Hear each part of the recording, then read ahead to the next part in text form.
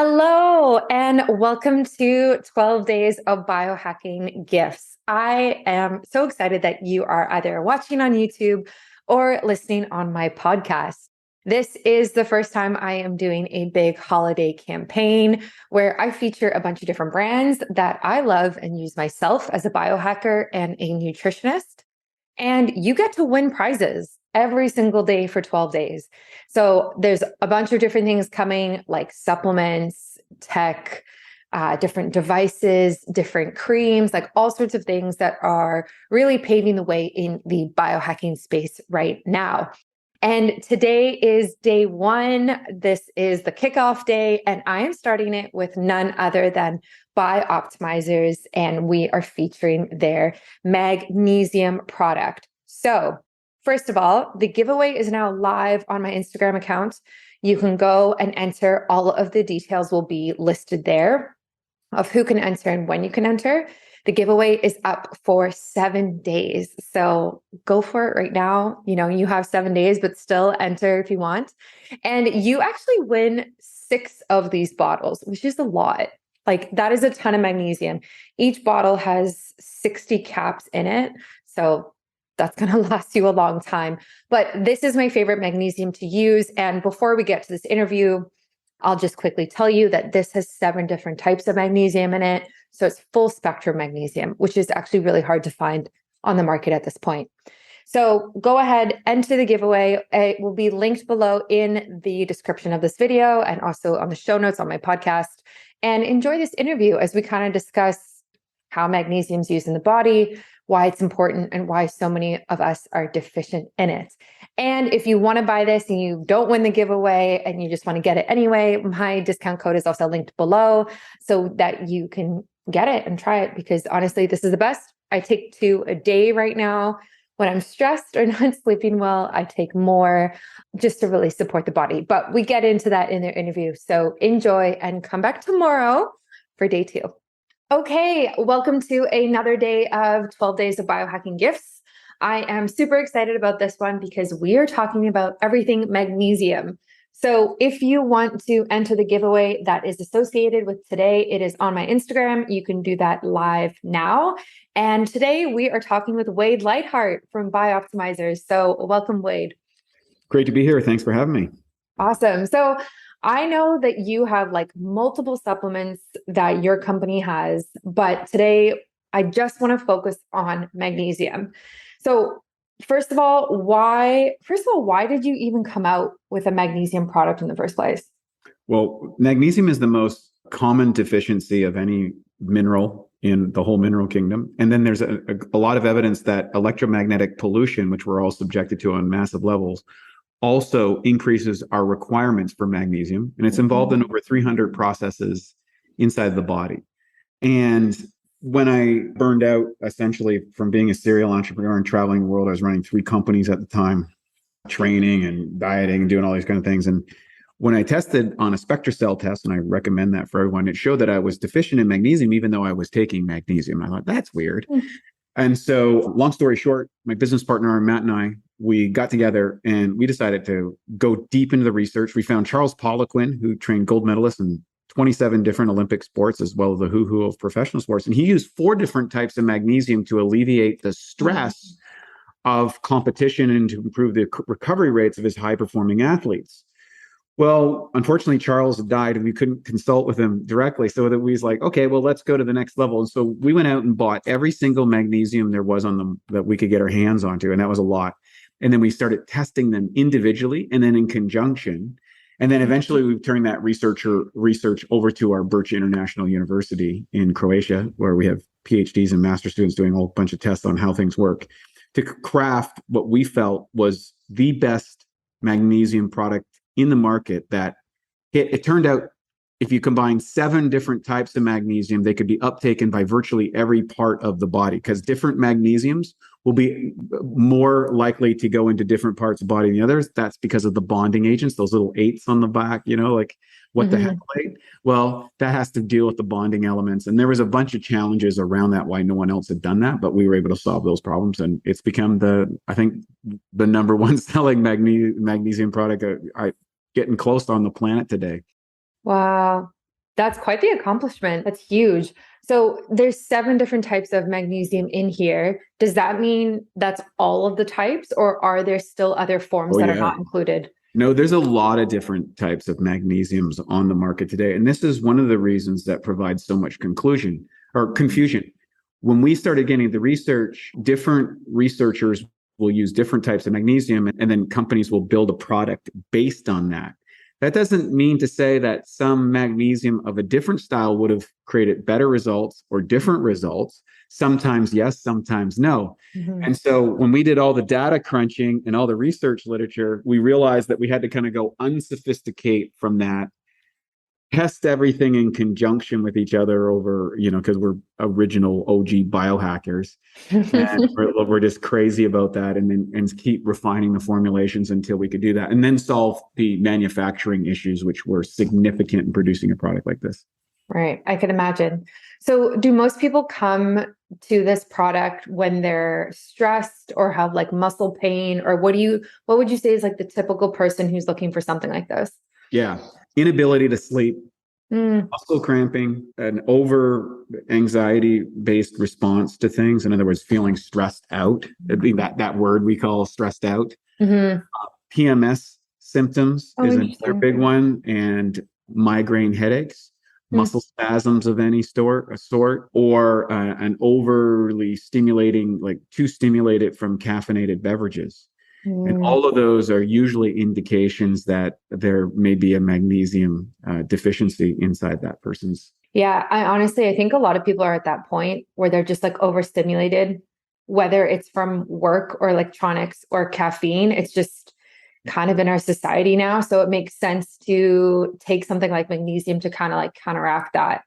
So do you recommend people like magnesium load? I know you kind of have a program where you start taking more. I think it's for the first month, and then you ease off afterwards. Yeah, I mean, that's the research was based in orthomolecular nutrition, which was developed extensively by Dr. David Hawkins, Dr. Linus Pauling, and Dr. Abram Hoffer. Mm-hmm. And I kind of explain the theory in our course, 84 Days. It's called the bucket theory of nutrition. And I explain the mechanics of why you would increase the dose if you're deficient. You can do this with virtually any vitamin or mineral that you might be deficient in. And you'll have predispositions genetically and lifestyle and dietary choice wise that would preclude you from absorbing some products, or might make you very good at absorbing it. And so when you put a label on, you have to give the minimum effective dosage on the label. Yeah. But the optimized dosage oftentimes is larger than that for a great segment of the population. So you basically do, starting with 1 or 2, like 2 caps, take 1 in the morning, 1 in the afternoon, or 1 in the afternoon, 1 in the evening. And then you add 1 cap once or twice per day until you hit your tolerance dose. And you'll know when you take too much magnesium because you'll get the runs. It's called breaking the GI barrier in the scientific terms. Yeah. We call it going to the runs. You get a little bit too gurgly in the stomach. You got to go to the bathroom, and it's discomfort. And that means that you just cut back a half gram, which is about 2 capsules. If you're up to say 4, like I went up to almost 6 grams when I first did it. I was so deficient. And then I titrate down now. I try to use about 1.5 to 2, but I sweat a lot because I work out a lot and stuff like that. So my magnesium requirements are higher than other people. Yeah, that's really interesting. When I first started taking your magnesium, I did that and kind of played around with how much I should take. And I've stopped taking it, and I'm kind of taking it sporadically, but now I feel like I need to start taking it again as I am overworking and overstimulated. I can kind of just feel that I need that. So when people kind of first start taking this holistic product, do they feel benefits right away, or is it something that kind of accumulates and they feel after a month or so? Yeah, 2 weeks to 1 month. I mean, a lot of people will report benefits right away, especially if they do the higher dosing. They start to say the biggest thing is a lot of people take 2 caps before they go to bed and notice changes in their sleep scores, right? They're like, oh, I feel rested. I don't feel as groggy, or I'm not overstimulated from my caffeine and my cell phone the next day. Most people will experience definitive benefits with whatever they were hoping to supplement for within the first 2 weeks. And that's why every product has a 365-day guarantee. So try a month, And if at the end of the month you're not noticing the benefit, you just get your money back. But virtually everyone does see the benefit. Yeah. And it's been a remarkable product for our company. Yeah, yeah, I bet. I haven't seen anything else like this on the market for sure. It's interesting because I had my DNA tested recently. Oh, And awesome. yeah, yeah. And so part of what they look at is different minerals and how you respond to minerals and kind of the blueprint you have for minerals. And so they looked at my zinc genotype, which was really interesting, but they didn't look at magnesium. So is magnesium something that you could actually test for on like a DNA level and kind of understand if you should be taking more than the average person? Yeah, see, that's the thing right now with the DNA testing is that different companies are using mathematical algorithms based on data sets and AI learning. So based on how they pre-program the data sets are going to determine some of the conclusions that they come to. And so everybody has maybe different focuses depending on the predispositions of that particular institution. Yeah. And that's why you always want to cross-correlate between a variety of tests to determine what might be most effective for people.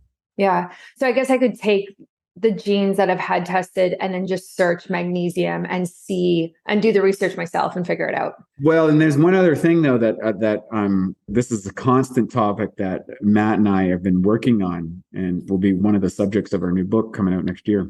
And that is, okay, most of the testing is based on what is the minimum required dose so that pregnant women do not produce deficient children. In other words, there's birth defects. That's where the original RDA stuff happened is. So you don't that's not anywhere close to optimized. Right.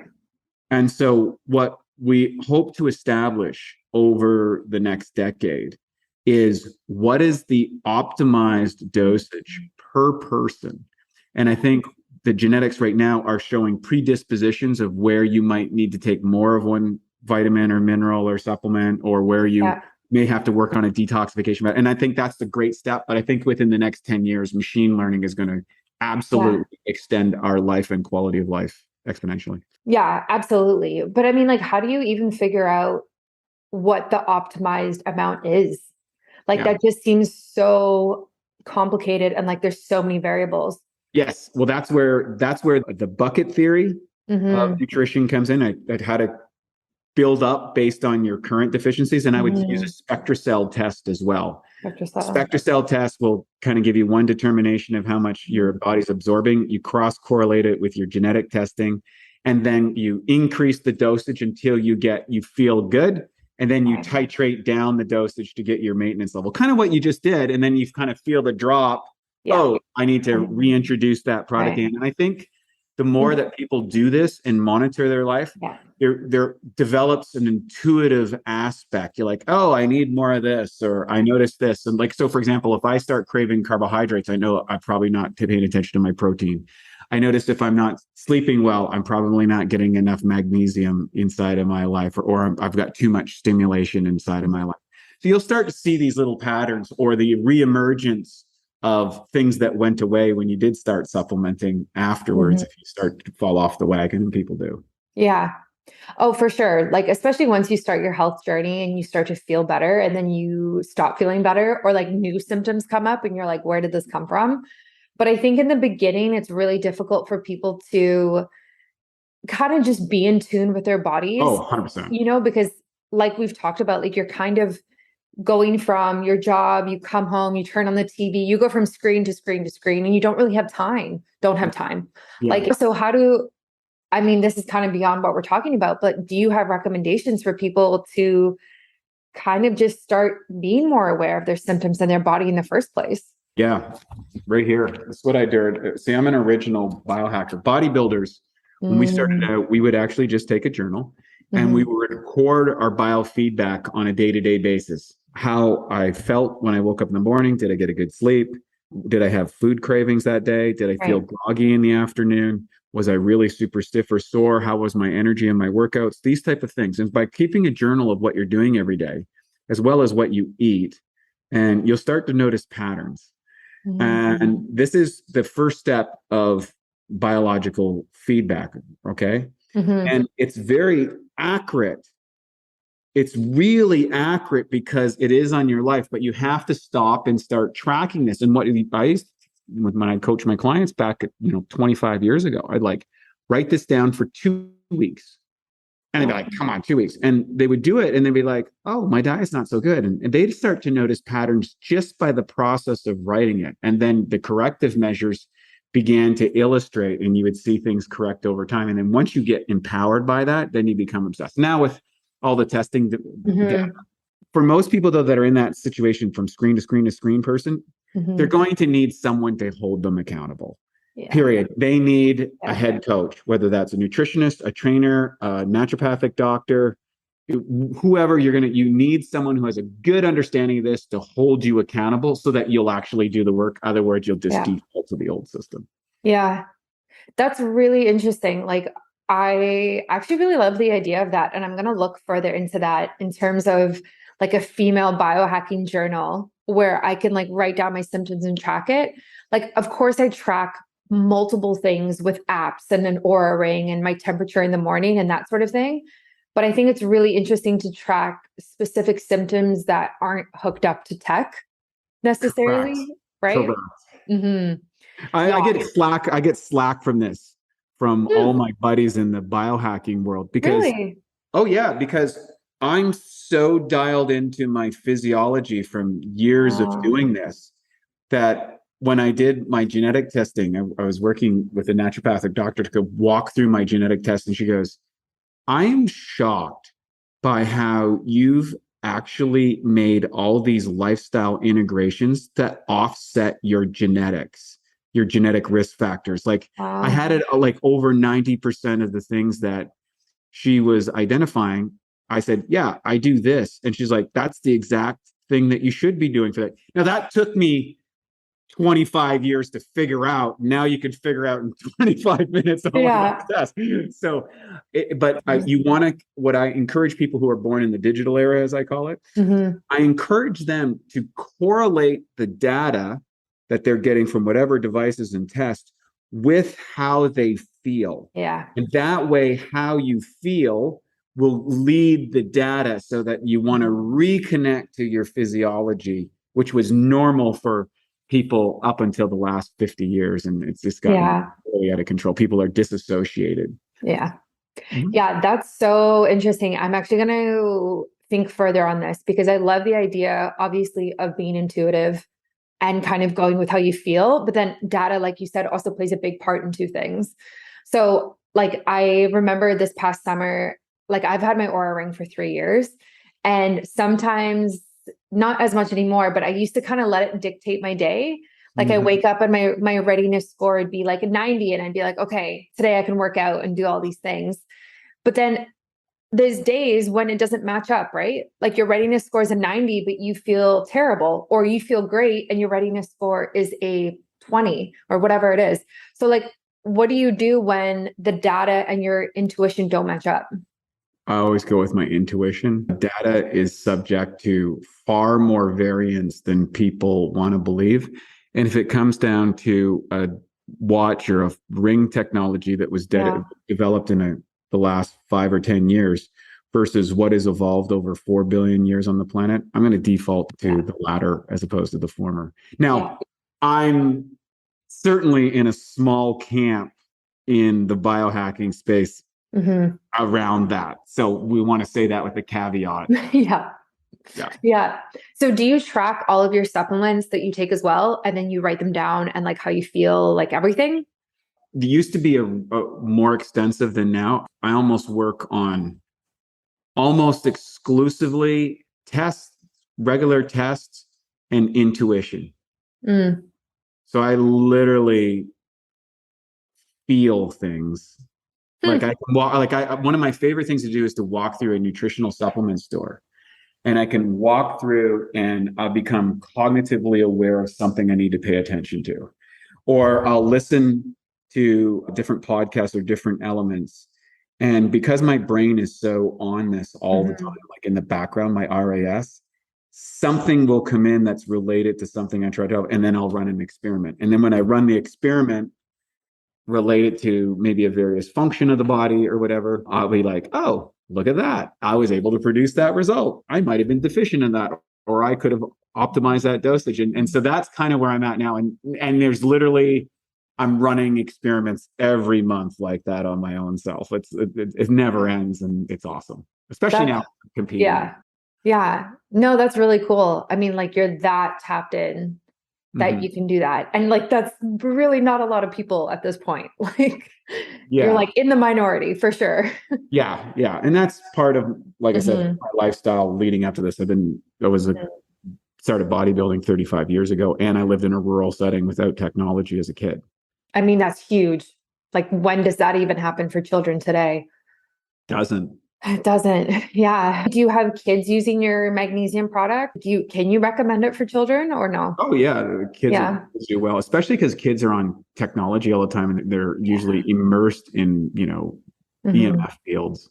Do you think that EMF has a bigger impact on our magnesium levels, or do you think it's more the lack of magnesium in our food? I think it's a combination of both, because there's a variance there's a variance in the population. Everything goes on a standard bell curve about how impacted they are on how your cells absorb various elements. And so magnesium is part of that process. You get your big minerals that deal with your calcium pumps, and calcium, potassium, sodium, magnesium are really key elements inside of how things travel in and outside the cells. And the EMF radiation impacts some people more if you're predisposed to that versus non-predisposed to those responses. So some people can't handle any Wi-Fi at all. They just scrambles their system. And it has to do with the way the cell structures and how the gates turn on and turn off inside the cells. And magnesium is a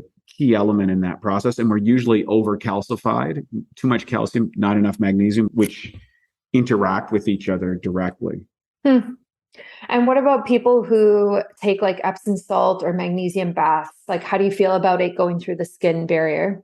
Yeah, it's minimally effective. If you look at topographical absorption rates that are involved, most of the technology, a lot of it was developed in France, is highly sophisticated in order to break through the skin barrier system when the delivery of elements, minerals, vitamins, drugs, all that sort of stuff. So that's always been a compounding issue. So I think it was Superhuman Radio with Carl and answered that question. And he was one of the old school guys developing ways of putting stuff dermatologically on the skin to do that. And it's very complex and requires a lot of smart chemistry. Wow. Yeah, interesting, because like magnesium baths and salt baths are very popular, like in all self-care bubbles and worlds and circles. So it's interesting that it's actually not that as effective as we might think it was. Well, I think there is a relaxation response that's involved in that. But far as the absorption into your cells of your body, that's a different ballgame. So I think the relaxation effect of a magnesium bath with, say, essential oils or something like that, I think that is definitive, which may be treating the symptom of a magnesium deficiency in the first place, or stress response in the body. And so, but what we're addressing it is trying to go upstream into the actual cells themselves to address it there. Yeah. But I don't think people should discontinue their magnesium baths. Yeah. Salt baths, I think they're great. Yeah. I mean, it's almost, like you said, like it relaxes you and helps with the symptoms, but it's not going to increase your magnesium levels on a cellular level. Exactly. Yeah. Yeah. That makes sense. So do you recommend, just on average, people take like 1 to 2 caps a day, like after that loading period, and just kind of for life, I guess? Yeah. Most people will find, I always think of, you're looking at about 1 cap for every 50 pounds of body weight. Okay. So, and then athletic endeavors, if you sweat a lot, you're doing a lot of sauna or hot stuff, you might need more magnesium as well as sodium. And it also depends if you're predisposed for deficiency or, you have a good metabolism of it. So for most people, that's between 2 and 4 caps per day is sufficient. I do recommend divided dosages. Most people like to take it before bed, though, because it does seem to enhance their sleep and recovery. Yeah, cool. That's good to know, because I actually sauna and use the steam room a lot. And I've actually never thought about, obviously I take electrolytes when I go in, but I've never thought about magnesium during that, or like increasing my levels more because of that. Yeah, it's huge. It's a huge factor. Yeah. Yeah. Because I guess you're just like sweating it out when you sweat out the other minerals. I have a theory, and this is a theory, it's not that a lot of the athletes who have heart arrhythmias are related to magnesium deficiency because it's involved in the firing of the heart. And I think they sweat a lot and they start depleting their key elements to a considerable level. And a lot of them will address electrolytes, but they don't supplement with magnesium. And if they're predisposed to that, I think that could be a problem. Interesting. Yeah, that makes sense for sure. Awesome. Well, thank you so much for coming on the show. Again, if anyone wants to enter the giveaway, it's now live on my Instagram account. And if you're interested in buying it yourself, you can go to bioptimizers.com and try their magnesium.